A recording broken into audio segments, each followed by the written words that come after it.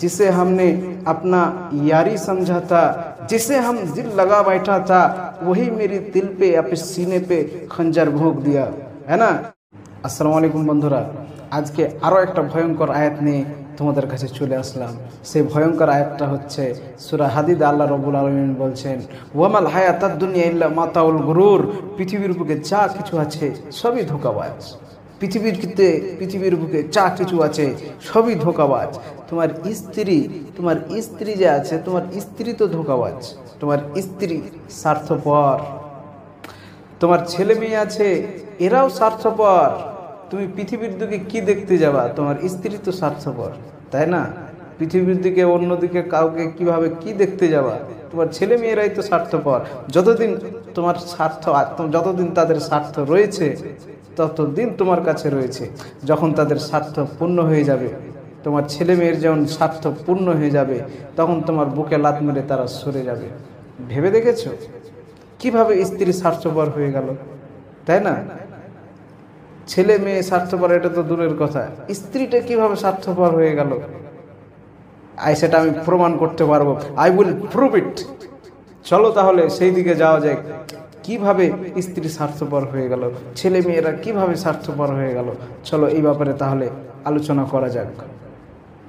একটা বাবা অর্থাৎ বাড়ির একটা গার্জেন তার স্ত্রী এবং ছেলে মেয়েকে সুখে রাখার জন্য তাদেরকে বিদেশ যেতে হয়, তাদের বিদেশে কত কষ্ট করে কাজ করতে হয়।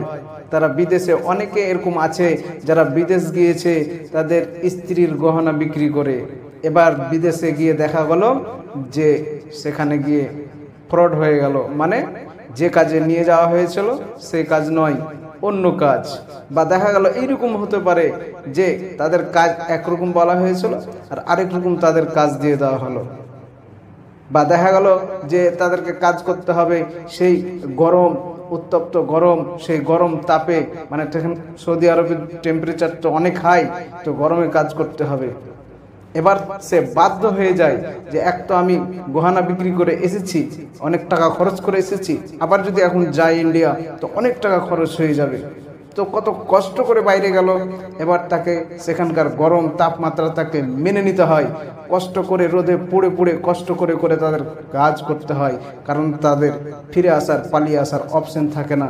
কেন, যদি আসে তো আবার অনেক টাকার খরচ, এক গিয়েছে খরচ করে তো যাতায়াতের খরচ অনেক পড়ে যাবে, যার কারণে তারা তাদের এই কঠিন সিদ্ধান্ত তাদেরকে মেনে নিতে হয়। মেনে নিয়ে তাদেরকে সেই রোদ্রে অনেক কষ্ট করে কাজ করতে হয়। তারা কাজ করতে করতে দেখা গেল অনেকের হাত ভেঙে যায়, পা ভেঙে যায়, অথবা শরীরের এমন কোনো ড্যামেজ হয়ে যায় যাতে করে সে অনেক কষ্ট পায়। কিন্তু এই সব কষ্টগুলো পাওয়ার পরেও বাড়িতে জানাই না যে বাড়িতে কষ্ট পাবে। হয়তো কিছুদিন থাকবে, তারপরে ভালো হয়ে যাবে। অতএব বাইরে কাজ করতে গিয়ে তারা অনেক কষ্ট করে কাজ করে। কিসের জন্য কাজ করে? স্ত্রী এবং ছেলে মেয়েকে সুখে রাখার জন্য, তাই না? ছেলে মেয়েকে তাদের লেখাপড়ার খরচ, খাওয়ার খরচ, পোশাক আশাকের খরচ ইত্যাদি খরচ, এই সবগুলো খরচ মেনটেন করার জন্য, স্ত্রীর ভরণ পোষণের খরচ ইত্যাদি মেনটেন করার জন্য পুরুষদেরকে বিদেশে যেতে হয়। এছাড়াও বাড়িঘর নেই, বাড়িঘর বানাতে হবে, তার জন্য যায়।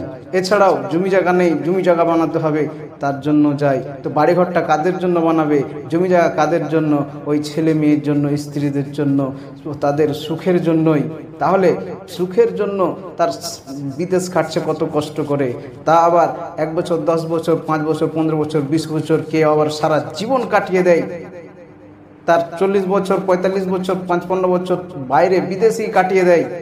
এবার শেষের দিকে যখন ফিরে আসছে বাড়িতে এসে 2-4 বছর থাকলো, তারপরে অসুস্থ হয়ে গেল, বিছানায় পড়ে গেল, বিছানায় শুয়ে পায়খানা, শুয়ে পেশাব, এত গুরুতরভাবে অসুস্থ হয়েছে। এভাবে আবার অসুস্থ হয়ে 2-1 বছর কেটে গেল। কেটে যাওয়ার পরে ভালোভাবে রিপোর্ট করে দেখা যাচ্ছে যে তাকে অপারেশন করতে হবে। এবার অপারেশন করবে তো সেই লোকের কাছে টাকা নাই, সেই টাকা নাই তার কাছে। এত টাকা ইনকাম করেছে, বাড়ি করে নিয়েছে চকমকে করে, তারপরে জমি জায়গাও করে নিয়েছে, কিন্তু অসুস্থ হয়ে পড়ে গিয়েছে। সেই সময়তে তার কাছে কোনো টাকা নেই অপারেশন করার মতো। অপারেশন করার জন্য প্রায় 3 লক্ষ টাকা লাগবে, সেই টাকা আর জোগাড় হচ্ছে না। এবার ফকিরের মতন ভিক্ষা চাইছে তার ছেলেদের কাছে যে, ও ছেলেরা, তোমাদেরকে তো আমি লেখাপড়া করে মানুষ করেছি, তোমরা তো এখন ব্যবসা করছো, আমাকে কিছু টাকাগুলো দাও যাতে আমি অপারেশন করতে পারি। এবার ছেলেরাও ভাবছে যে এত টাকা কিভাবে দেব, যদি দিয়ে দিই তাহলে তো আমার ব্যবসা ডাউন হয়ে যাবে।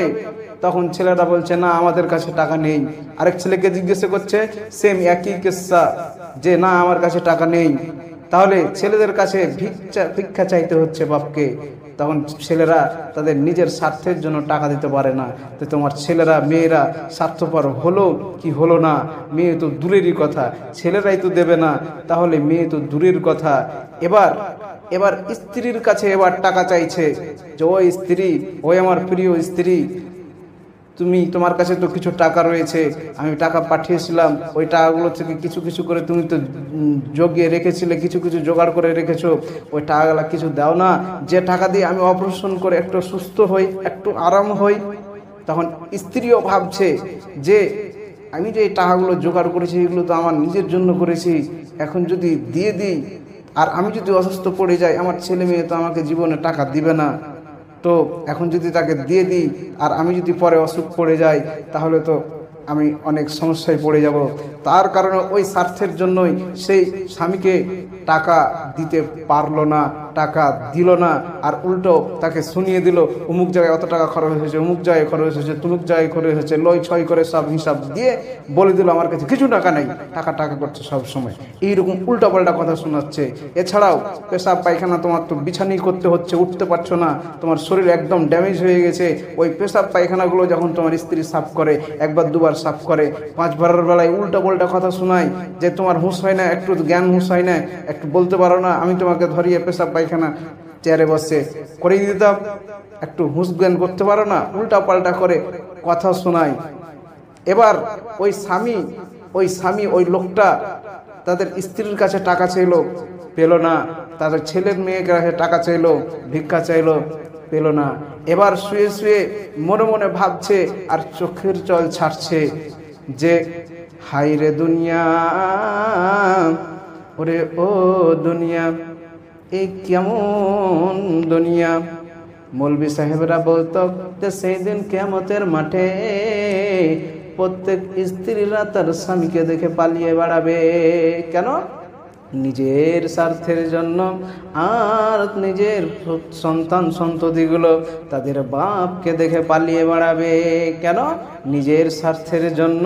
ও আল্লাহ গো, আমি তো ওই পৃথিবীর বুকে যেন আখিরাতকে আমি দেখতে পাচ্ছি, ওই কিয়ামতের দিনকে আমি দেখতে পাচ্ছি।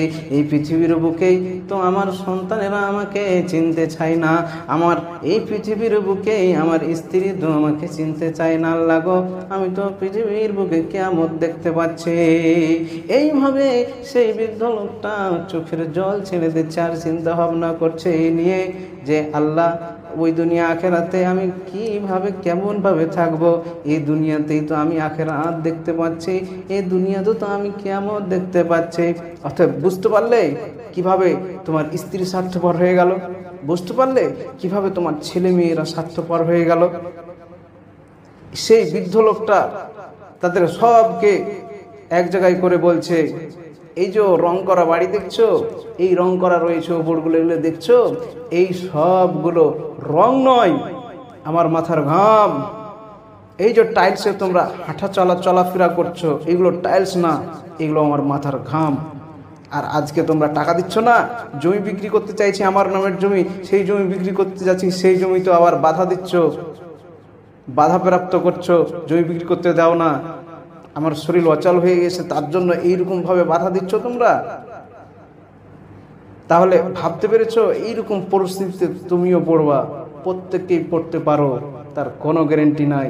এই পরিস্থিতিকে লক্ষ্য করে নিজেকে সচেতন রাখো, নিজেকে সতর্ক রাখো, আর সব সময় ভাববে যে পৃথিবীর বুকে আপন কেউ না, কেউ না তোমার আপন। আপন যদি হয় একমাত্র আল্লাহ, আল্লাহ তোমার একমাত্র আপন মানুষ, আল্লাহ ছাড়া কেউ তোমার আপন মানুষ নয়। যে তোমার স্ত্রীকে যখন যা চেয়েছেন তাই দিয়েছ। তুমি না নিজে কিনে ভালো জিনিস ফলমূল তুমি নিজে না কিনে খেতে পারলেও তোমার স্ত্রী যখন চেয়েছে তোমার স্ত্রীকে ফলমূল নিয়ে গিয়ে দিয়েছ। নিজে ভালো পোশাক কিনতে পারোনি, ময়াতে এত কষ্ট করে ইনকাম করছি, থাক এত দামি পোশাক নেব না, কিন্তু তোমার স্ত্রীকে দামি পোশাক নিয়ে দিয়েছ। তোমার স্ত্রী যেই রকম দামি পোশাক চেয়েছে সেই রকম দেওয়ার চেষ্টা করেছ। অতএব তোমার স্ত্রী যা চেয়েছে, যা খেতে চেয়েছে তা খিলিয়েছ, যা পড়তে চেয়েছে, যা পোশাক নিতে চেয়েছে সেটা তুমি দিয়েছো, যদিও তুমি নিজে নিতে পারোনি। যখন যে প্রয়োজনে যে টাকা চেয়েছে তুমি সেই টাকা দিয়েছো। এমনকি সেই স্ত্রীকে তুমি তার পিছে, তার অসুখের পিছে 1 লাখ, 4 লাখ, 5 লাখ, 6 লাখ টাকা খরচ করে দিয়েছো। আর সেই স্ত্রী বিপদের মুখে যখন তুমি পড়বে, অসুখে অসুস্থ হয়ে পড়ে যাবে, তার কাছে টাকা থাকলেও তোমাকে টাকা দেবে না, বলবে আমার কাছে টাকা নেই। তাহলে এখান থেকে সচেতন হবে কি হবে না? যে তোমার জীবন মরণ, যে স্ত্রী, যে তোমার মনের মানুষটা জীবন মরণ সেই ছিল, তার মুখের দিকে আশা করে তাকে ভেবে তুমি এক বাঁচার এক নতুন আলো পেয়েছিলে, বেঁচে থাকার এক ভরসা পেয়েছিলে। সেই স্ত্রীটাই যে এত স্বার্থপর হবে তুমি ভাবতে পেরেছো? অসুস্থ হয়ে যখন পড়ে গিয়েছো তখন তোমার স্ত্রীর কাছে টাকা চেয়েছো, টাকা দেয় না, উল্টো পাল্টা কথা শোনাচ্ছে। তাহলে ওই বিপদের টাইমে তোমার কলিজাতে কি করছে বলে না, जिसे हमने अपना यारी समझा था, जिसे हम दिल लगा बैठा था, वही मेरी दिल पे अपने सीने पे खंजर भोंक दिया, है ना। যাকে তোমার নিজের সব থেকে কাছের মনে করেছিলে, যাকে তোমার নিজের সব থেকে পাশের মনে করেছিলে, যাকে সব থেকে ভালো মনে করেছিলে, যাকে সব থেকে মনের মানুষ মনে করেছিলে, সেই মানুষটা তোমার কলিজাতে ছুরি চালিয়ে দিয়ে তোমার কলিজা ছিঁড়ে শেষ করে দিতে পারে। ভেবে দেখেছো এটা? তাহলে তোমার নিজের সব থেকে কাছের যেটা মানুষ, সব থেকে পাশের মানুষ, যার সাথে তুমি সব থেকে সময় কাটিয়েছো, সময় পাস করেছো, সেই মানুষটাই তোমার স্বার্থপর মানুষ হয়ে যাচ্ছে। তাহলে এই মানুষটাই যদি স্বার্থপর হয়ে যায়, এই দুনিয়াতেই স্বার্থপর হয়ে যায়, আখেরাতে তো হবেই। তো এই দুনিয়াতে যদি তোমার সব থেকে কাছের মানুষটা, আর ছেলে মেয়ে দূরে রাখো, স্ত্রীটাই যদি তোমার স্বার্থপর হয়ে যায়, তাহলে দুনিয়াতে আর কে আপন আছে? হ্যাঁ, তাই না? তাহলে ভালো করে চিন্তা ভাবনা করো এই ব্যাপারে। তোমার আপনজন কে আসলে? নিজেকে প্রশ্ন করো, তোমার আপনজন কে? তোমার আপনজন একমাত্র আল্লাহ, একমাত্র আল্লাহ তোমার আপনজন। তিনি কোনো স্বার্থ ছাড়া তোমাকে ভালোবাসেন, কোনো স্বার্থ ছাড়াই সেই আল্লাহ তোমাকে ভালোবাসে। অর্থাৎ আর তুমি কি করেছো? তোমার স্ত্রীকে সুখে রাখার জন্য, তোমার ছেলে মেয়েকে সুখে রাখার জন্য নমাজ ঘন্টা পড়নি। তুমি সব সময় ইনকাম, টাকার বিষয় ছুটেছো, নমাজ ঘন্টাও পড়নি। এই নমাজটা কার জন্য ছিল? এই নমাজটা তোমার জন্য ছিল। তোমার জন্য, নিজের জন্য কিছু করলে না। তোমার স্বামী, তোমার স্ত্রী, ছেলে মেয়ে ওদের সুখে রাখার জন্য ব্যস্ত, টাকা, নমাজ টমাজ সব ছেড়ে দিয়ে। এই নমাজটা হচ্ছে তোমার জন্য। তো একমাত্র তোমার আপনজনকে, একমাত্র তোমার আপনজন হচ্ছে আল্লাহ। আল্লাহ তোমাকে বিনা স্বার্থে ভালোবাসে। তোমার স্ত্রী তার স্বার্থ ছাড়া তোমাকে ভালোবাসে না। তার স্বার্থ যদি না থাকতো তাহলে তোমার কাছে আসতো না। স্বার্থ বলতে তুমি যদি ডিটেলস এই ব্যাপারে, স্ত্রী নিয়েই, স্ত্রী এবং ছেলে মেয়ে এদের কি স্বার্থর কারণে তোমার কাছে রয়েছে, এগুলো অন্য কোনো দিন ভিডিওতে আলোচনা করব। যেমন স্বার্থ শুধু ওটা না,